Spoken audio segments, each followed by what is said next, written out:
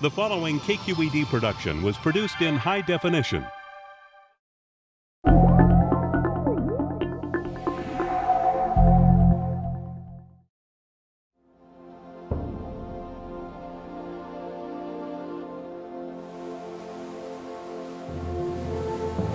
Where earth, ocean, and sky meet.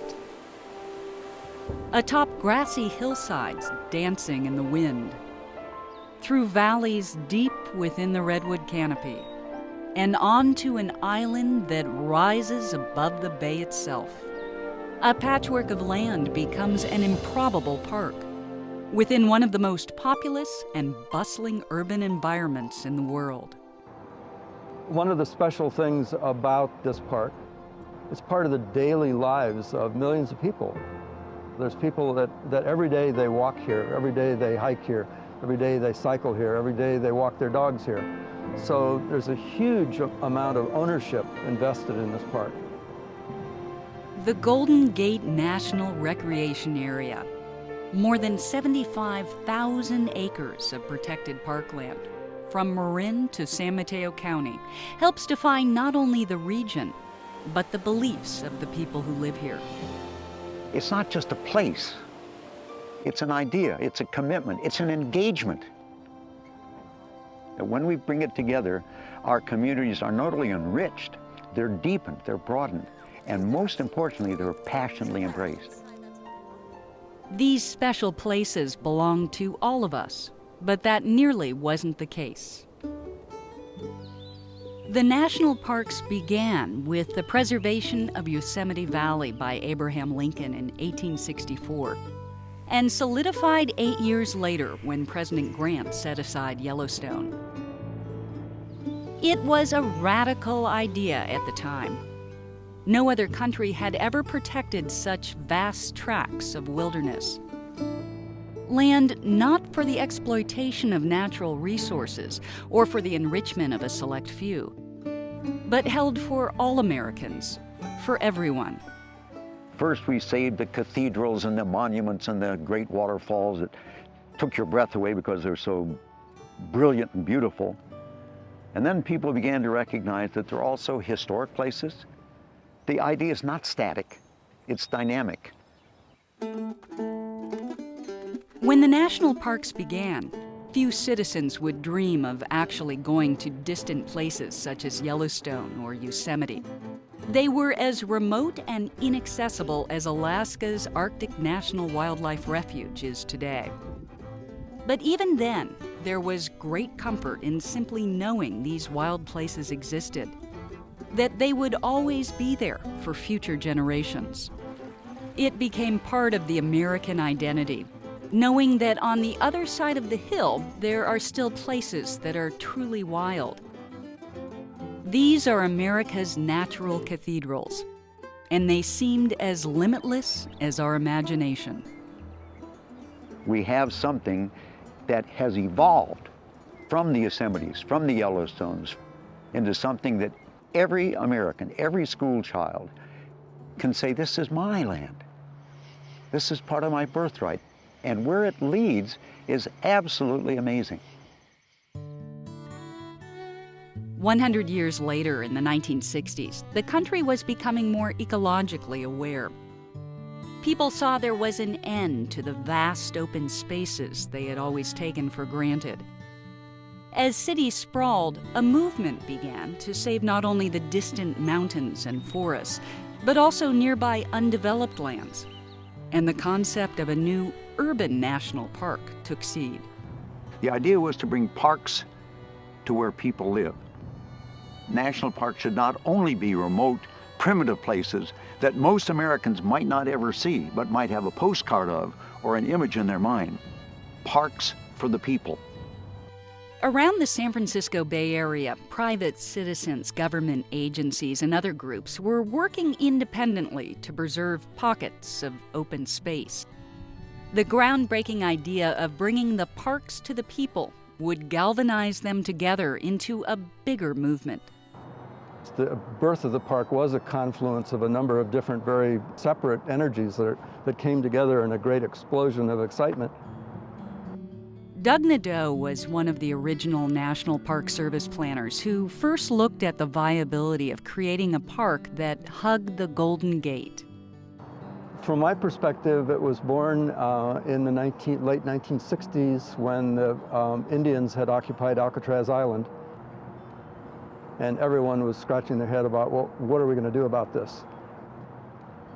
The Secretary of Interior directed the National Park Service and the Bureau of Outdoor Recreation to look at the national park potential of the island.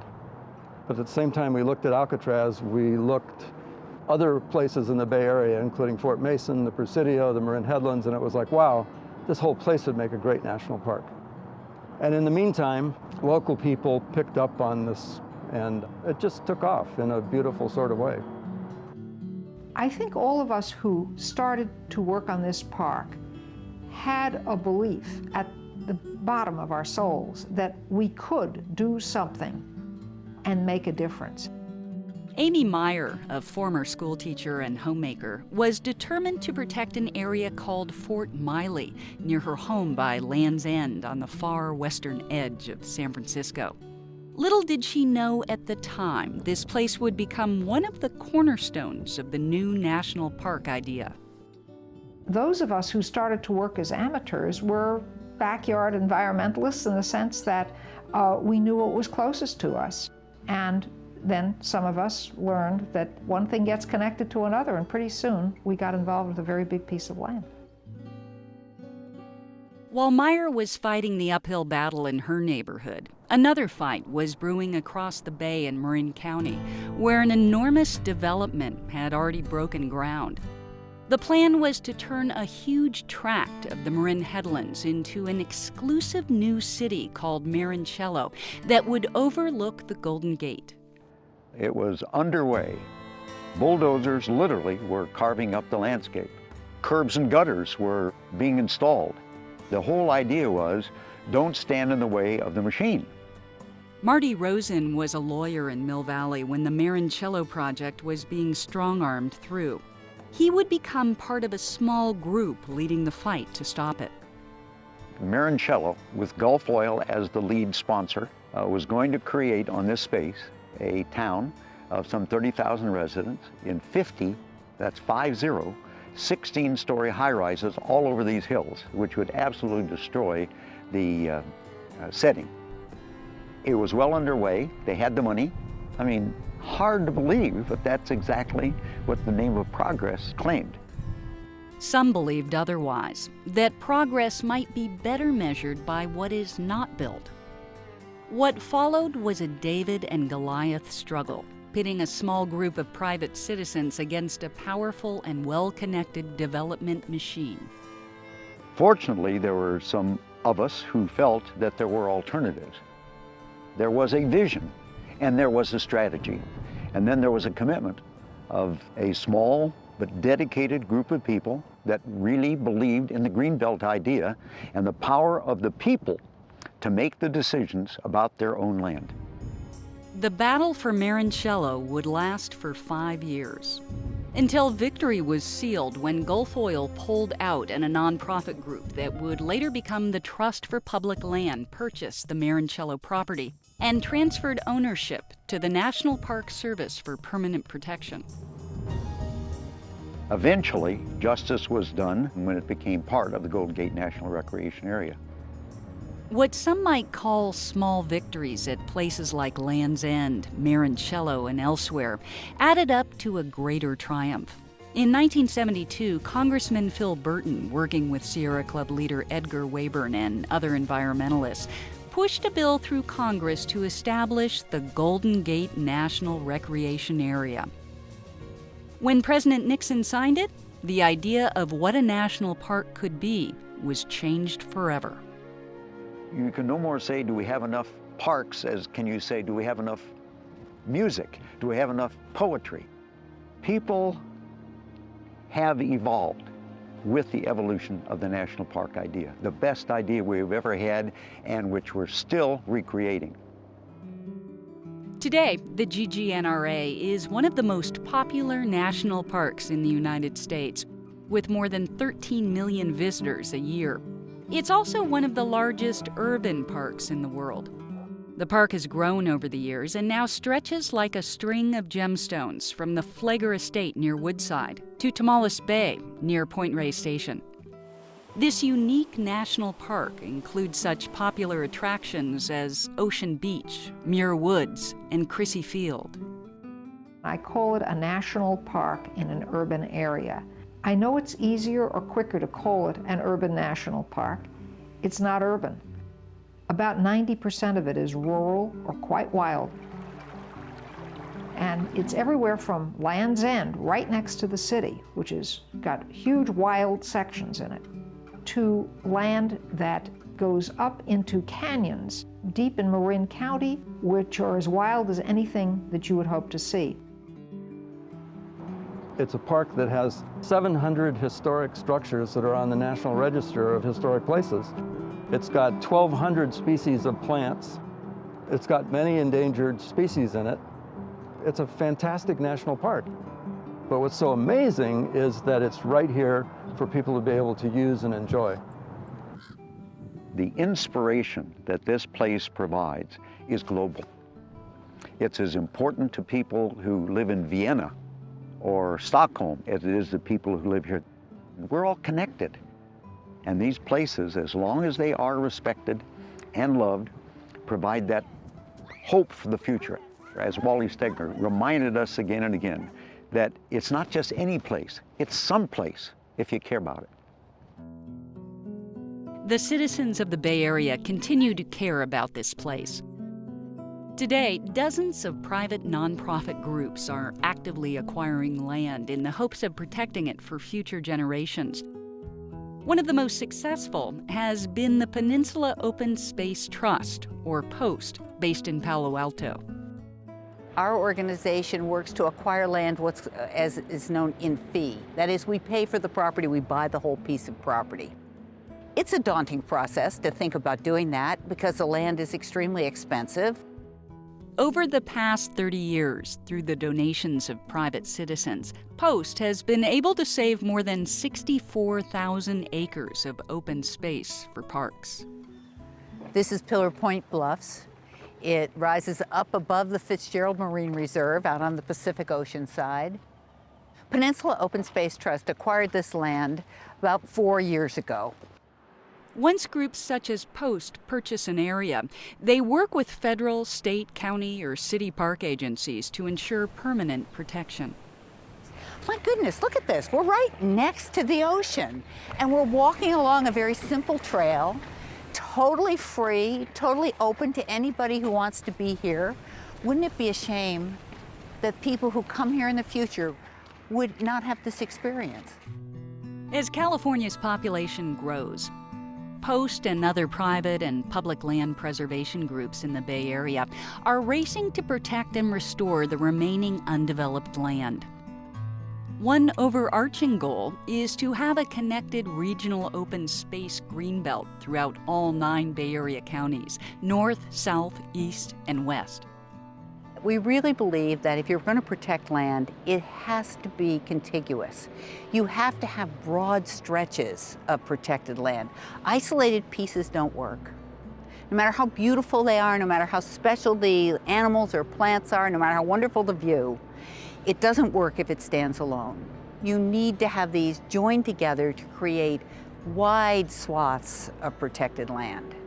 Right now, nearly 500,000 acres of open space in the Bay Area is at risk of being lost to development. Preservationists hope to save some of this, not only to provide places for recreation, but also to create wildlife corridors and protect the unique and diverse native habitat of the region. Recently, POST spent $29 million to acquire a huge historic property near Half Moon Bay that was threatened with development. It will soon become an integral part of the GGNRA. This property, you can see, Montara Mountain, rising up above some very rich agricultural fields, is one of the major projects that we've been engaged in. 4,200 acres of land that is known as Rancho Corral de Tierra, the Corral of Earth. Soaring to the top of Montera Mountain, overlooking the entire peninsula with 360-degree views from the Pacific to the Bay, this unique property presents a dramatic southern entrance to the GGNRA. It also provides rich and vital wildlife habitat for native species. And it has on it plants that grow nowhere else in the world. It's really quite a remarkable piece. And here it is. It's really 7 miles from downtown San Francisco. Mountain lions, golden eagles, all kinds of wildlife. It's amazing what's right here in our backyard. The land at Rancho Corral de Tierra has remained mostly wild, but many of the parklands that make up the Golden Gate National Recreation Area didn't arrive in such pristine condition. In the shadow of the Golden Gate Bridge along San Francisco's shoreline, Crissy Field has become a model of what park restoration can accomplish. We had people saying, you're never going to do anything there, so why try to dream a vision for that place? You'll never get the money to build. It's going to cost you millions. The project was daunting. It would start with tearing up a 3-foot-thick concrete runway that covered nearly the entire area. Then recreating the original grass airfield that dated back to World War I. They would restore historic buildings, build a promenade along the bayshore, and even create a new man-made tidal wetland. In the process, the park that emerged in 2001 has been embraced by the community in ways no planner could have foreseen. To me, it's kind of a miraculous piece of open space on the waterfront as a setting for the Golden Gate, where you can sit and contemplate the surf on the beach, or you can go on the other side and look at the egret and the wetlands. It's an amazing place. It's a miracle. The GGNRA is not alone in the Bay Area's urban parks phenomenon. Linked with Golden Gate Park in San Francisco, as well as other city, state, and county parks around the Bay, the combined landscape adds up to more than 1 million acres of thriving parks and protected open space. Today, more is being reclaimed, giving new life to previously developed land. In Berkeley, East Shore State Park is taking shape out of what was once neglected landfill. Crissy Field is a great example of a model that we would like to emulate here at East Shore. This area was mudflat, and over the years it was filled in as a municipal landfill. So we're not doing restoration here, we're doing creation. We didn't have a native plant palette here to work with, so everything that we're bringing in, we have to establish. There was no native soil seed bank with which we could work to get native plants growing. The types of habitats that we're building here are seasonal wetlands, coastal prairie, and coastal scrub. Once complete, this area will provide a vital habitat for native plants and animals, and in turn become yet another oasis of wildness within the urban jungle. I think we're developing a sense of place here. We started with a landfill, and we've created a habitat that is valued by the wildlife and the public that visits it. Every time I'm out here, I see something new.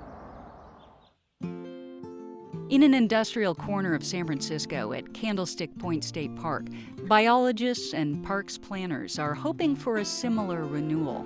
Native vegetation will be planted and a new wetland will be created around Yosemite Slough, just as it has been here at neighboring Heron's Head Park. The Yosemite Slough project will be the largest contiguous wetland in San Francisco County. I think they're going to have 12 acres of tidal marsh, and the project area is 34 acres. So it'll be kind of like this. The ambitious Yosemite Slough project begins as a small seedling at the nearby Candlestick Community Nursery. Here, a group called Bay Youth for the Environment is growing the native plants that will eventually cover the restored parkland. This is the heart and soul of the nursery and of what we're doing here. This is the Bay Youth team. Zach, Solomon, Shante, and Melina. And what are you guys up to? Sizing up some bush monkey flower, which is a native to San Francisco. Here at Candlestick Point, much more than plants are growing. In fact, the next generation of environmental leadership may sprout from urban parks like this one. Inner city youth are working to preserve limited open space in their community, and in the process are gaining a better connection to the land. Being a part of BYA really changed my perspective of nature and just made me appreciate it more, and to see that I do have beautiful things in my community. There is wildlife out there, and you don't have to go 5 hours drive to see squirrels or to see coyote or to see rabbits. And that kind of connects me to the other parks because I have those same features so close to me. And that's been able to take me places like Point Reyes, so I can see the elk, Ana Nuevo, to see the seals. It's about being able to save something that you care about and let that be made known to others. I mean, there aren't many places where youth get the opportunity to go say, hey, you know, I care about this, I want this to stay here, and this is why. The beauty about habitat restoration is it provides an opportunity to put people in a position where we're helping the environment, where we're undoing damage, and eventually the habitats can take care of themselves again, but they just need it. It's like a kid on a bike, you know, you need to run behind the kid for a little while, get their courage up, and then let them go. What we're building are communities. It's a possibility that brings school children here that are filled with wonder and see the connection between Yosemite Slough and Yosemite National Park. They're linked. This is one land. They come onto this land and they see how much we have in common and how much more we can do when we work together, whatever our differences are. If not for the diligence of a few dedicated activists, many of our most precious parks would have been lost to pavement and sprawl. These open spaces protect fragile wildlife, nourish the human spirit, and provide a welcome escape from the harried pace of urban living. Now, it will be up to future generations to make sure these wildlands live on. It will require constant vigilance, but it's not unpleasant vigilance. It's a vigilance that makes you feel good about yourself, the place you live, and other people. There are powerful, powerful forces that when they come together, of places and people, history and future, that enable us to say we're not alone. The questions, the quest, the journey enriches the experience, and the experience enriches the journey. The legacy is, I think, as spiritual as it is physical. So yes, it's a place, yes, it's tangible, but it's poetry, it's imagery, and the biggest thing is, it's hope.